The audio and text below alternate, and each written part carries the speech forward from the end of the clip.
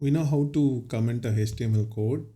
Now we'll see how to comment a CSS code, which is not any different. If you want to comment class para2, just select the code, the piece of code, and do a command KC or control KC in Windows. Command KC is for Mac.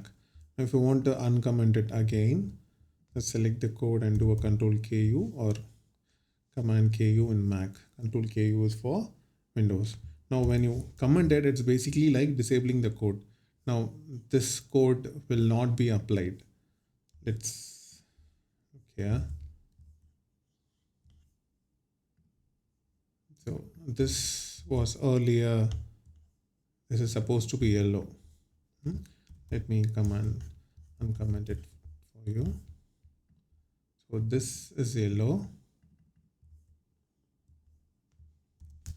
Commenting it. So the style is not applied at all. So it's pretty much like disabling the code.